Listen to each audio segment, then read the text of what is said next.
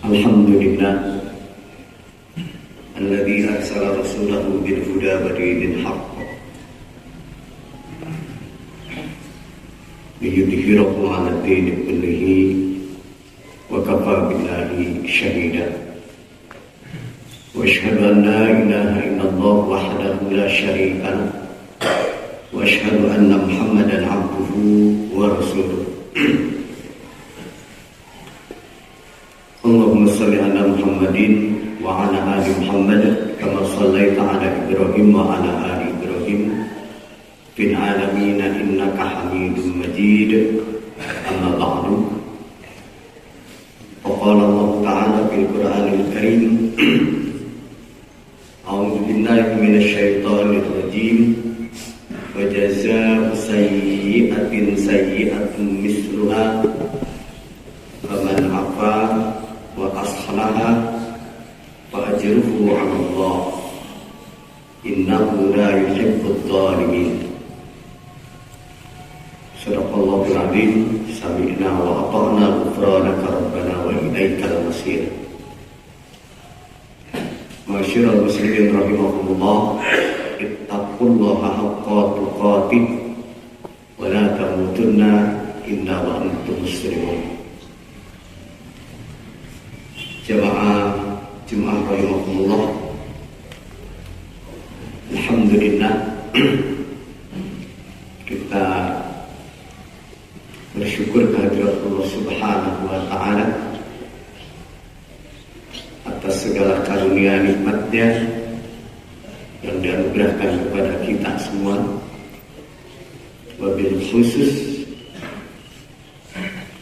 nikmat iman yang mampu menggerakkan ketaatan basyariah kita untuk tunduk pada syukur Islamiah kita, hingga dalam waktu-waktu tertentu seperti aktivitas Jumat pada saat ini, setiap kita diberi kemudahan untuk meninggalkan hal-hal menarik dalam harian dunia. Kita berharap segala usaha dan ikhtiar yang kita lakukan untuk senantiasa muqarrabah kepada Allah Subhanahu wa Ta'ala menjadi amal yang kemudian datang di yaumul akhir nanti menjadi syafaat bagi kita semuanya. Jemaah rahimahumullah,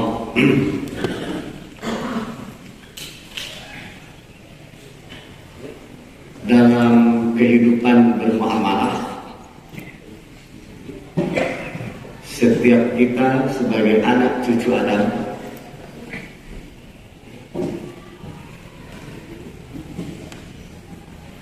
tidak akan pernah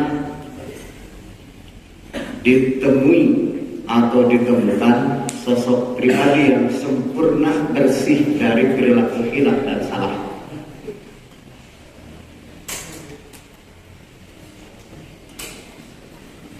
Nabi SAW telah mengingatkan kepada kita, kullu bani Adam khatta'un wa khairu khatta'ina at-tawwabun. Jadi potensi salah dalam berperilaku bagi setiap anak cucu Adam itu sangat besar.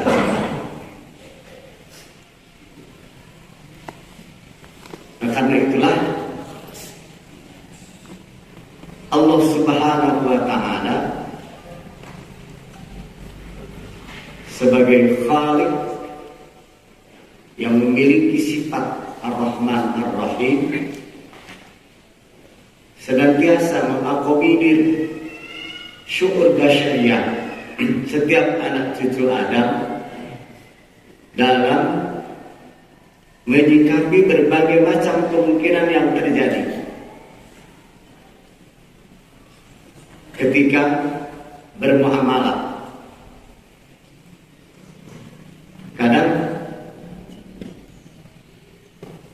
kita tidak merasa nyaman ketika ada pihak lain yang berbuat buruk kepada kita. Dan sebelum kita memaafkan, membalas keburukan itu jauh lebih disukai secara basyariah. Sekalipun kita tahu bahwa memaafkan itu jauh lebih baik daripada membalas keburukan orang. Tapi dari sisi basyariah, yang sering disebut manusiawi, kalau kemudian seseorang yang disakiti, seseorang yang didolimi, seseorang yang diperlakukan buruk, sebelum memaafkan, maka kemudian dia ingin terlebih dahulu memberikan pembalasan. Apakah itu sifatnya membela diri, atau mungkin memberikan pembelajaran bahwa diperlakukan seperti ini bagi dirinya pun juga sangat tidak nyaman. Intinya, membalas keburukan dengan keburukan itu bagian daripada syukur basyariah. Perasaan kita sebagai manusia biasa. Dan harus dipahami bahwa syukur basyariah itu cenderung untuk tunduk pada syahwat. Ya, hal yang menyenangkan dirinya, pasti dia tunduk ke sana. Sementara syukur Islamiyah atau syukur insaniyah dipaksa untuk tunduk pada syariat, nilai-nilai syariat. Nah, ikhwat iman rahimahumullah, maka kemudian pertanyaannya, bolehkah kita membalas keburukan orang dengan keburukan lagi? Bolehkah kita membalas kezaliman orang dengan kezaliman lagi? Maka kemudian dalam surat Asy-Syura ayat 40 Allah berfirman, wa jazaa'u sayyi'atin sayyi'atun misluha. Ayat ini semakna dengan ayat 194 dari surat Al-Baqarah. Faman i'tada 'alaikum fa'tadu 'alaihi bimithli ma i'tada 'alaikum.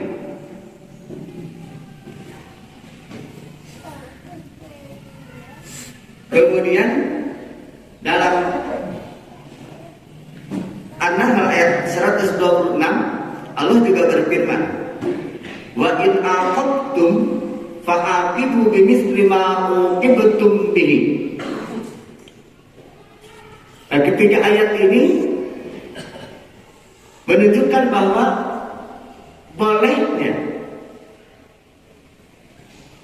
membela diri dengan membalas keburukan pihak lain atas diri kita.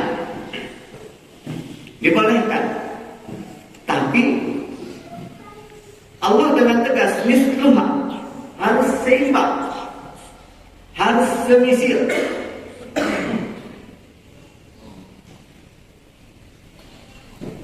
Ikhwat iman rahimahullah, maka keseimbangan ini menjadi sebuah syariat yang harus ditaati, yang harus kita tunduk pada kalimat misluhannya, bukan hanya kesiapan melakukan balasan. Karena kalau basyariah cenderung ditunggangi oleh intiqam, ada rasa dendam walaupun hanya sedikit. Nah, untuk mengukur misluhannya itu seperti apa, maka lahirlah secara syar'i had, sebuah hukum yang disebut dengan qisas. Akhirnya harus melalui proses yang benar untuk memberikan balasan. Jadi mesti ada kodenya, mesti ada pihak yang menerima laporannya, mesti ada pihak yang menggodok laporan dari yang melaporkan, kemudian mengkonfirmasi yang terlapor hingga nanti masuk ke pengadilan. Kalau mungkin dilukiskan dalam konteks wad'iyah, hukum pemerintahan, yang tersakiti melaporkan kepada polisi, polisi melakukan proses investigasi kepada yang terlapor, kemudian setelah selesai memberikannya berkas itu kepada jaksa, kemudian jaksa melakukan proses sesuai dengan jumlah dan juknisnya. Setelah itu baru kemudian ke meja hakim, dan hakim memanggil kedua belah pihak untuk mengikuti proses peradilan. Nah, di sana kemudian ada ketentuan-ketentuan, ada kebijakan-kebijakan yang insya Allah sudah sangat adil. Artinya, kalau tidak melakukan proses seperti itu, sangat mungkin membalas keburukan itu ada unsur intiqamnya juga, atau melebihi daripada apa yang dilakukan oleh pihak yang lain. Karena itulah, ikhwah fillah rahimakumullah, Allah tidak melarangnya, tapi kemudian Allah Subhanahu wa ta'ala menegaskan faman afa wa aslaha. Maka barang siapa yang memaafkan dan kemudian berbuat baik terhadap pelaku keburukan tersebut, fa'ajruhu 'alallah, maka pahalanya atas tanggung jawab Allah. Makanya para ulama menyebutkan salah satu a'malin laisa laha mawazin yaumal qiyamati li'adhamatiha. Ada 3 amalan yang tidak ada wajannya, yang tidak ada timbangannya nanti di yaumul qiyamah karena keagungannya. Dan disebutlah yang pertama sifat al-afu, memaafkan orang. Jemaah-jemaah rahimahullah, Nabi Sallallahu Alaihi Wasallam bersabda yang menyampaikan kepada kita tentang wasiat Allah nasihat Allah yang diwasiatkan kepada Rasulullah Sallallahu Alaihi Wasallam. Yang di antara wasiat Allah yang dinasihatkan kepada Nabi dan kemudian Nabi meneladankan kepada kita adalah aku amman doramaka. Aku diperintahkan untuk memaafkan orang yang mendolimimu. Jadi, bagaimana Nabi memaafkan orang-orang yang zalim? Nabi tidak pernah membenci seorang perempuan yang suka meludahi wajahnya ketika Nabi berangkat salat subuh, hingga perempuan itu tidak meludahinya. Nabi juga tidak pernah memaki dan memarahi seorang buta di sudut pasar Madinah yang setiap pagi disuapi dengan rotinya. Bahkan ketika Nabi sujud ditindih dengan kotoran unta oleh Abu Jahal dan kawan-kawannya, Nabi tidak pernah mendoakan keburukan untuk Abu Jahal. Tapi Nabi menyerahkan Abu Jahal dan konco-konconya kepada Allah Subhanahu wa ta'ala. Memaafkan orang yang zalim itu memang bukan hal yang mudah. Berat sekali secara basyariah. Tetapi secara insaniah, saya sebagai muslim yang wajib tunduk pada syariat, maka tetapkan dalam konteks iman kita, memaafkan tetap jauh lebih baik dan dimuliakan oleh Allah Subhanahu wa ta'ala. Hingga dalam hadis Rasul menyebutkan, wa ma zadallahu 'abdan bi'afwin illa izzat. Dan Allah tidak menambah-nambah kepada seorang hamba dengan memaafkan atau dengan sifat pemaafnya kecuali izzat, kemuliaan. Siapapun yang memaafkan kesalahan orang, keburukan orang, kezaliman orang, Allah menjanjikan bahwa dia akan diangkat derajat kemuliaan hidupnya. Di akhirat, fa'ajruhu 'alallah. Allah tidak menyediakan wajannya, Allah tidak menyediakan timbangannya.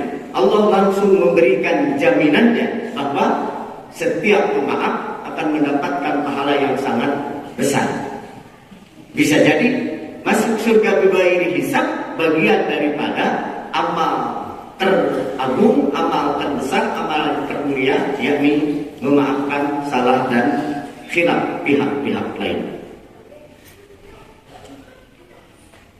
Di ujung innahu la yuhibbud dhalimin, sesungguhnya dia Allah tidak menyukai, tidak mencintai orang-orang yang suka berbuat zalim, yakni berbuat buruk yang melampaui batas yang membuat pihak-pihak lain tersakiti. Mudah-mudahan jemaah Jumat rahimahumullah kita menjadi bagian dari hamba-hamba yang senantiasa diberi kemudahan oleh Allah Subhanahu wa taala dan kelembutan hati untuk senantiasa memaafkan perilaku hilaf dan salah saudara-saudara kita. Mudah-mudahan Allah Subhanahu wa taala melindungi kita semuanya untuk tidak terjebak ingin melakukan pembalasan hingga ke tingkat kedzaliman baik untuk diri kita maupun pihak lain. Barakallahu li wa lakum.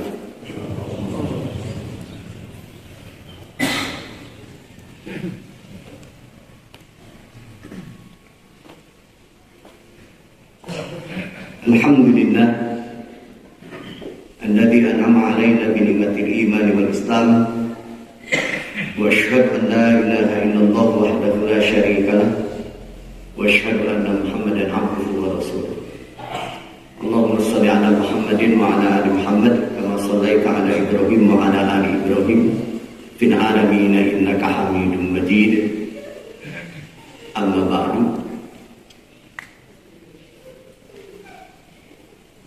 Faqala Allah ta'ala fil Qur'anil Karim wa man intasara ba'da dhulmihi fa ulaika ma 'alaihim min sabil. Jemaah rahimahullah, ittaqullaha haqqa tuqatih wa la tamutunna illa wa antum muslimun. Pada ayat 41-nya Allah menjelaskan bahwa bagi orang yang membela diri setelah didolimi, wala man intasara ba'da dhulmihi fa ulaika ma 'alaihim min sabil. Maka bagi mereka tidak ada dosa. Innamas sabilu 'alal ladzina yadlimuna an-nasa wa yabghuna fil ardi bighairil haqq.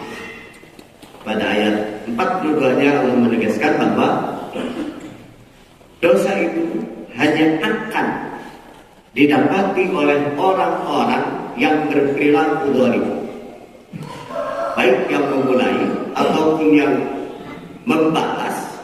Kalau kemudian yabghuna fil ardi bighairil haqq, melampaui batas-batas yang telah ditentukan, melampaui batas-batas kemanusiaan, berdosalah untuk keduanya.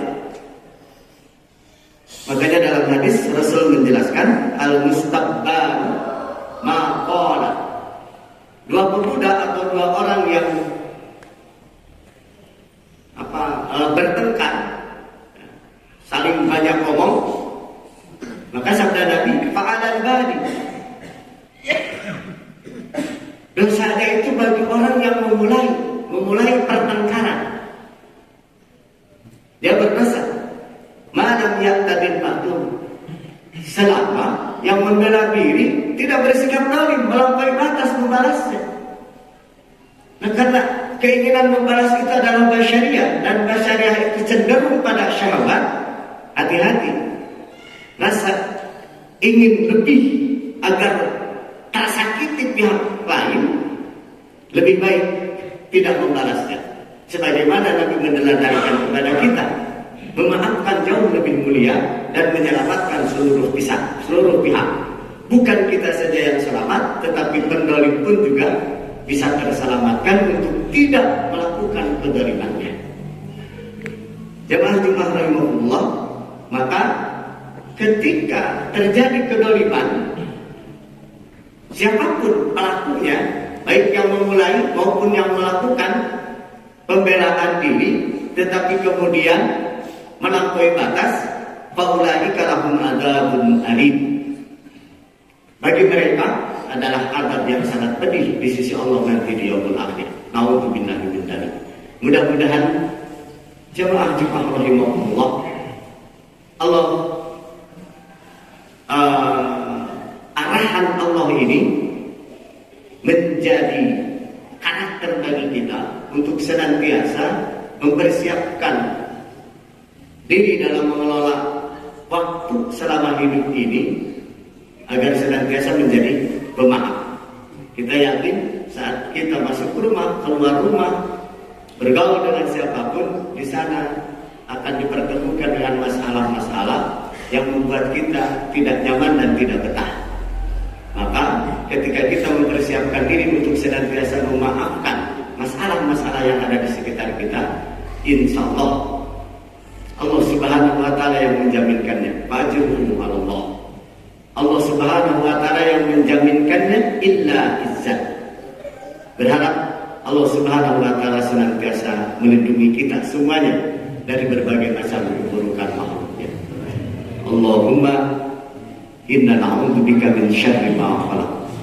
Allahumma rabbana zalamna anfusana wa in lam taghfir lana wa tarhamna lanakunanna minal khasirin. Allahumma rabbana la tuzigh qulubana ba'da idh hadaitana wa hab lana min ladunka rahmah innaka antal wahhab. Allahumma rabbana atina fid dunya hasanah wa fil akhirati hasanah wa qina adzabannar. Amin ya Allah ya rabbal alamin. Subhana rabbika rabbil izzati amma yasifun wa salamun alal mursalin walhamdulillahi rabbil alamin. Astaghfirullah li wa lakum. Assalamualaikum warahmatullahi wabarakatuh.